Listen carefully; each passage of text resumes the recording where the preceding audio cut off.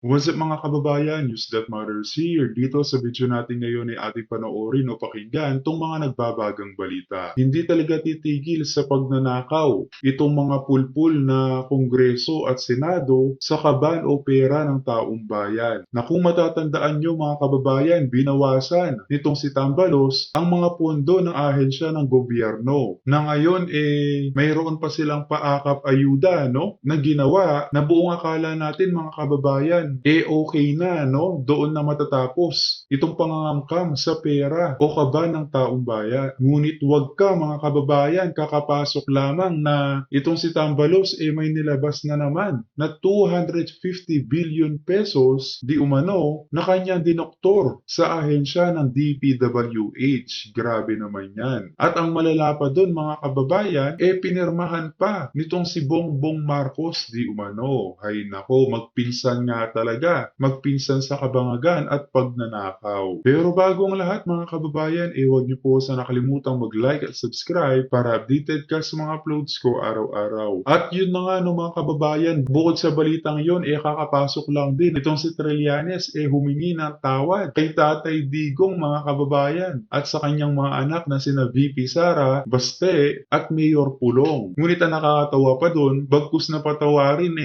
hindi tinanggap ang tawad nitong Trillanes. Bagay nga sa kanya. Kung kaya naman hindi ko na patatagalin pa, heto na ang buong video.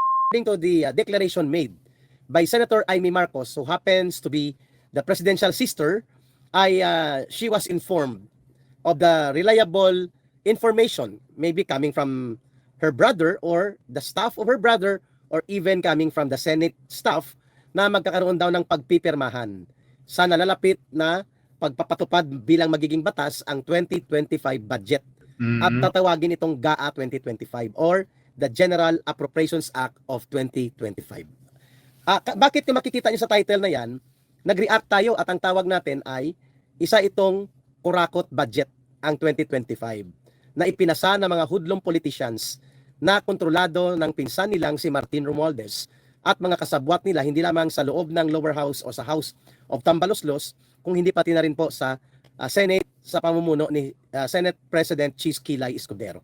So ito pong mga alipuris ng mga politikong ito na kaalyado ng Marcos government ay nagpasa ng isang budget na napaka-iskandaluso kontra sa interes ng mamamayang Pilipino at hindi po ito naaayon sa pagpapabuti ng pangangailangan ng mga batayang serbisyo at batayang programang higit na pangangailangan ng mga milyon-milyon na mga Pilipinong nakakaranas ng kahirapan mula sa sektor ng mga magsasaka, magbubukid, manggagawang bukid, mga maralitang lungsod, manggagawa, mangingisda, at iba pa, mga katutubo.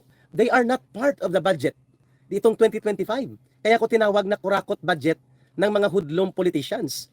Sapagkat una sa lahat, kung magpipirma si Mr. Marcos na walang malinaw na deklarasyon na kanyang i-veto o kanyang pipigilan ang pagpapasa nitong 2025 budget na mayroong mga iskandalusong laman. Number one, tinanggal po nila ang mandatory subsidy of 53 billion pesos and additional of 21 billion para po sa pagpapalakas ng PhilHealth Insurance Services for 2025.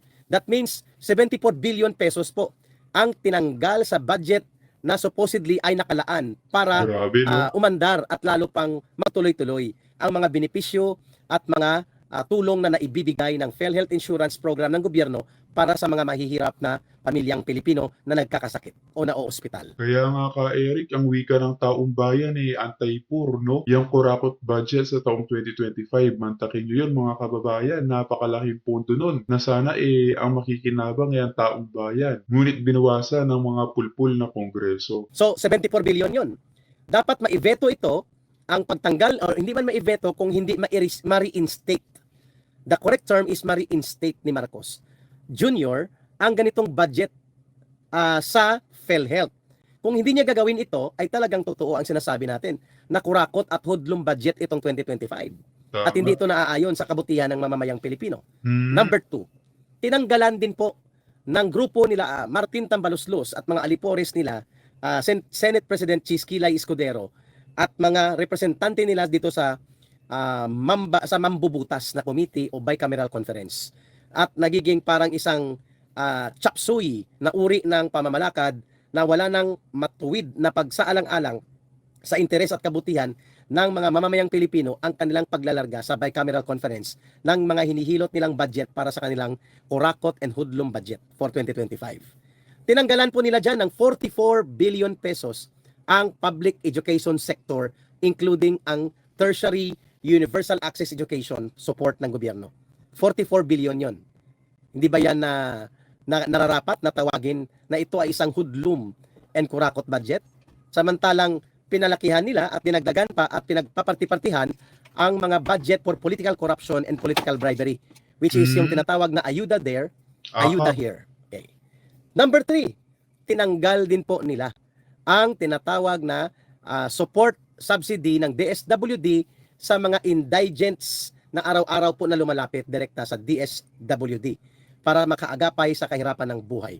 Mga almost 90 billion pesos din po ang tinanggal dyan ng mga alipores ni Martin Romualdez at ni Chis Escudero. Grabe, pati yung DSWD na ang pinakalayunin lingapin ang mga ordinaryong mamamayan binawasan ng 90 billion pesos. Kaya kapag may sakuna at bagyo, ang ahensya na yan ang nangunguna sa pagbibigay lingap. For sure niyan, kapag may dumating na kalamidad, asahan natin mga kababayan, magiging mabagal ang response ng mga DSWD dahil sa pagtanggal sa kanila ng malakihang pondo. Doon sa bicameral conference. So kita niyo na kung ano po mga kinatay nila. Tinanggal din po nila ang 15 billion pesos na budget para po supposedly sa modernization ng armed forces of the Philippines. So malinaw po na hindi kapakinabangan at hindi kaayusan ng mabuting direksyon sa pag-aangat ng kabuhayan, pang-ekonomiyang karapatan at kabutihan ng ating mga mamamayang Pilipino, including po ang pagbibigay laan sa modernisasyon ng agriculture, wala. Ang pagbibigay daan sa modernisasyon ng ating mga serbisyo, kahalintulad dyan sa pag-modernize ng mga educational materials and reference support for learning progress ng ating kabataan, wala. Tinanggal din nila yan. At ganoon din po ang nakakabahala na paglulusot ng Kongreso ni Martin Romualdez at ni Chis Escudero ng humigit kumulang 250 billion pesos na budget na hindi naman nakaprograma at hindi naman hiningi ng gobyerno na ito ni Marcos, subalit ipinasok nito mga kongresista at mga senador ang 250 billion pesos na pork barrel at naging parking fund nila sa DPWH. Ayun. So malinaw po kung ano po ang ating pinupuna dito. Sa madaling salita ka, Eric, dinodoktor nila ang dokumento, ang mga papeles para makapagpalabas sila ng pera sa mga ahensya ng gobyerno. Ngunit sa bulsa lang nila napupunta ang mga ito. Grabe naman yan. Panigurado nga naman na gagawa ang mga yan, lalo na't malapit na ang midterm election, no? Lalo pa naman na itong si Tambalon, wika nga ni VP Sara, ang may hawak sa budget o buwis ng taong bayan. Wala pong katuturan at walang kabuluhan sa interes at kabutihan ng mamamayang Pilipino itong tinatawag na kurakot budget na proposed at gustong pagsamantalahan ng mga hudlong politicians. At nakatakda pang pipirmahan ni Ginoong Marcos sa darating pong 2024 December 30. Okay. Pangalawang punto, mga kababayan, ano po ang implikasyon ng budget na ito kapag hindi po nagkaroon ng pagpipigil o pagtatakwil si Marcos Jr. dito sa mga iskandalusong component and provisions ng budget 2025. Kung hindi niyo po gagawin ang kanyang tungkulin, ganoon din po sabi ng isang viewer natin, pati training sa mga OFW support subsidy tinanggal kay Eric. That is true. Bastos magpaliwanag, walang galang. Hindi ako bastos nagpapaliwanag.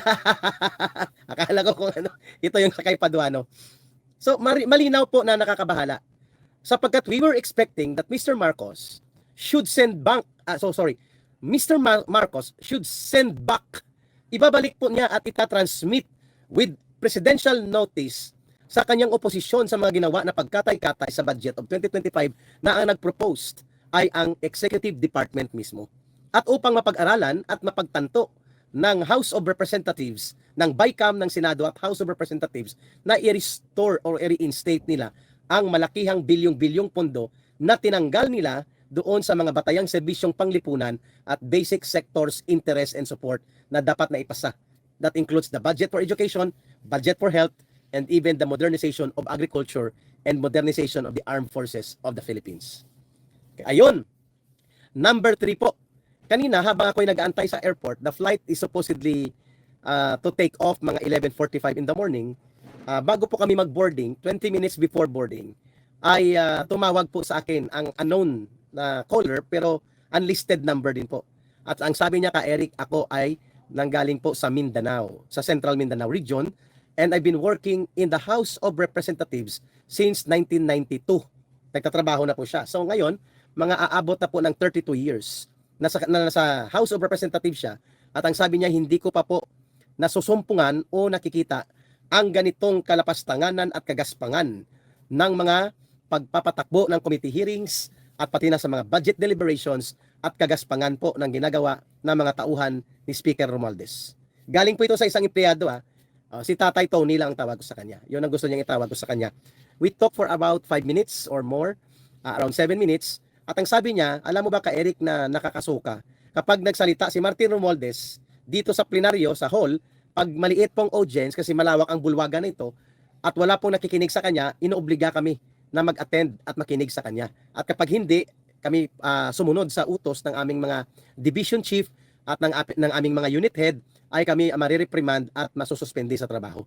Mantakin mo, parang ang Grabe dating sa naman. kanya ay the benevolent Martin Romualdez, na parang dapat mag-aliluya sa kanya ang mga manggagawa at mga kawani ng House of Representatives para makita na may pumapalakpak at may audiensya sa bulwagan, sa mga plenary pag nagsalita siya. At kapag pumasok daw siya sa entrance chamber ng plenary hall or session center, ay mahigit 100 po ang umaaligid na parang mga nangangayo papa sa kanya ng mga kongresista na tinatawag siyang, kung kulang na tawagin nilang, my Lord, my God, Martin, my Lord, my God. So talagang there is an illusion of grandeur. At parang akala niya si Kim Jong-un siya, no? Na namamahala at namumuno sa House of Representatives. Mantakin mo, kinukwento ito ng isang senior na staff worker sa Kongreso na for 32 years nagtrabaho sa Kongreso. At ang kanyang mga pagpupuna, sabi ko, saan mo po nakuha, Manong Tony, ang number ko? Sabi niya, nanonood ako sa vlog mo at nakita ko ang iyong sinseridad na magpaabot ng mga pagpupuna. Kaya ako ay kinontak ko ang number na ito na iyong itinatawag sa iyong live. So nakakabahala po ang binanggit na ito ni Manong Tony, that Martin Romualdez is acting as a demigod, parang Diyos, at parang isang pharaoh sa lumang panahon ng Ehipto, na dapat ay may mga taga bitbit ng kanyang karwahe, may tagapunas ng kanyang paa, at may tagahimod ng wag ko ng dudugtungan, at dapat lumuluhod at my honor, my God, my powerful, my almighty speaker. Ganun po ang atmosphere na kanyang gustong gawin ng mga congressman kapag siya ay pumapasok na sa chamber hall ng session center o ng bulwagang plenaryo sa Kongreso.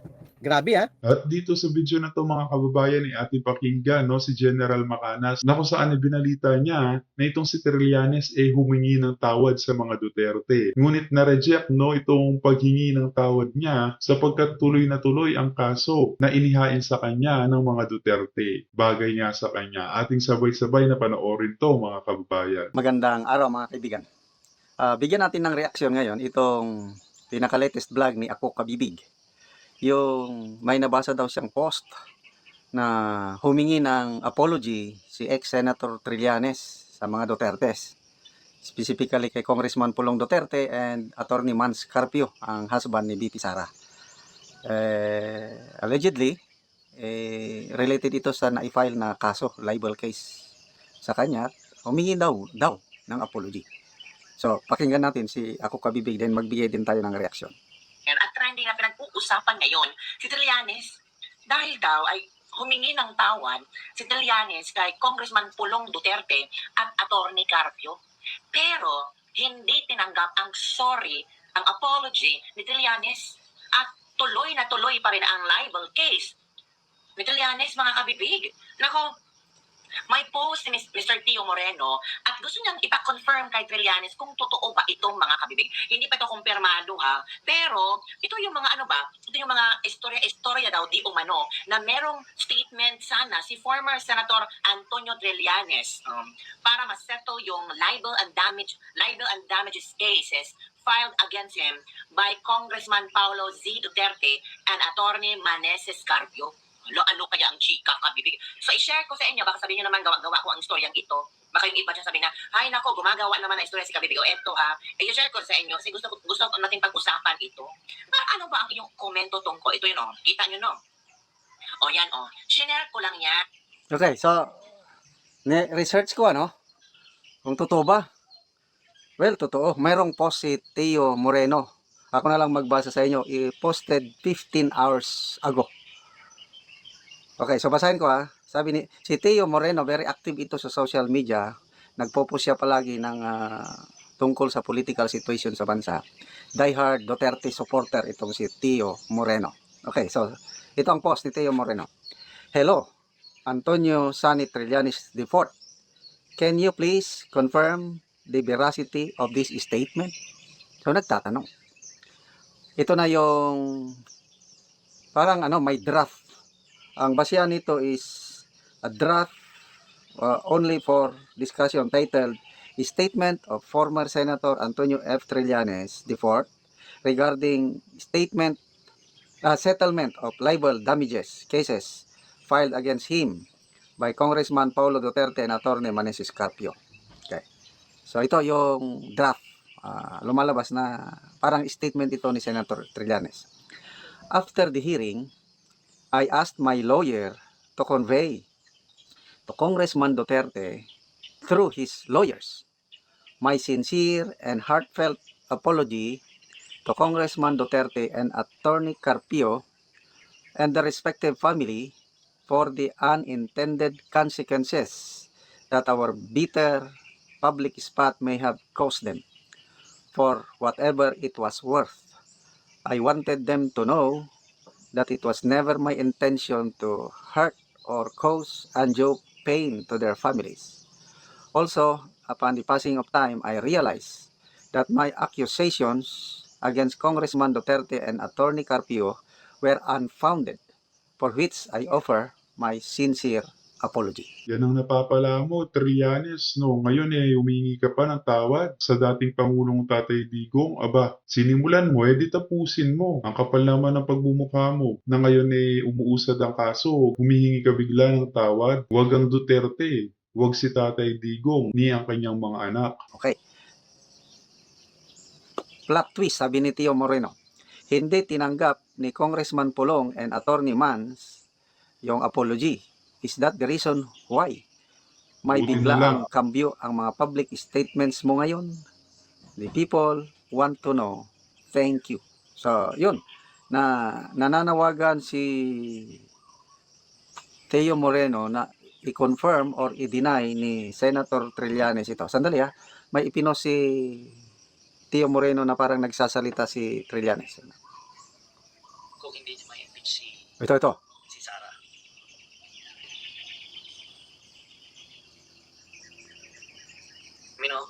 Kung hindi niyo ma-impeach si Sara. Itong latest statement ni Trillanes, sinasabi niya na delikado ang PBBM admin.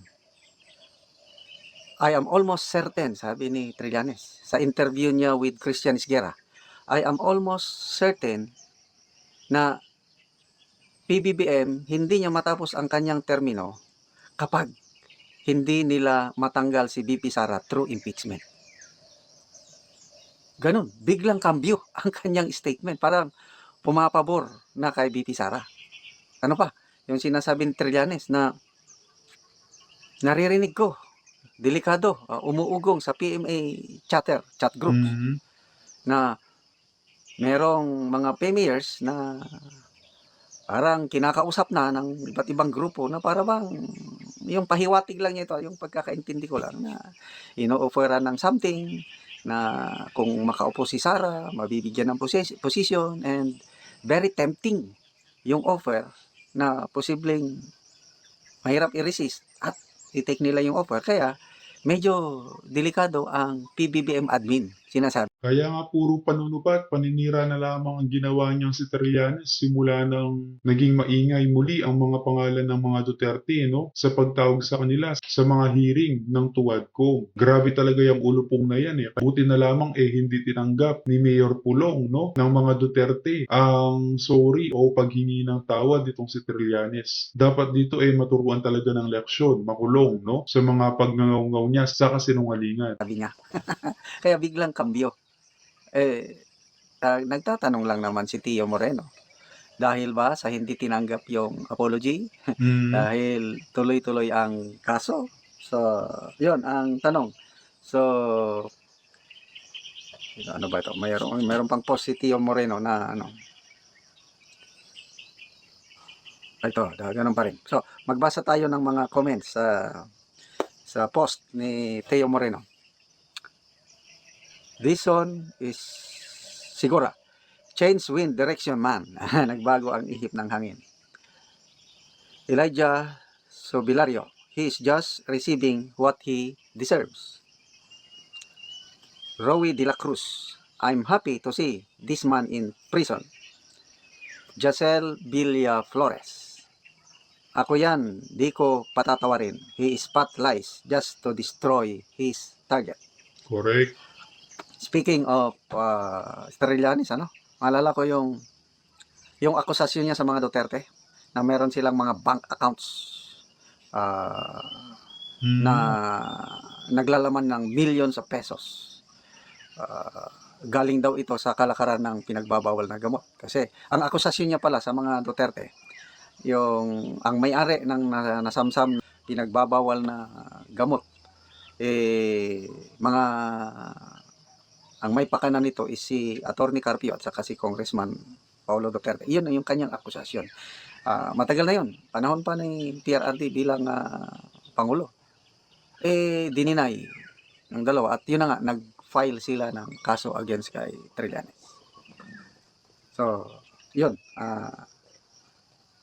Hindi nila tinanggap allegedly ang apology. Kaya tuloy ang kaso.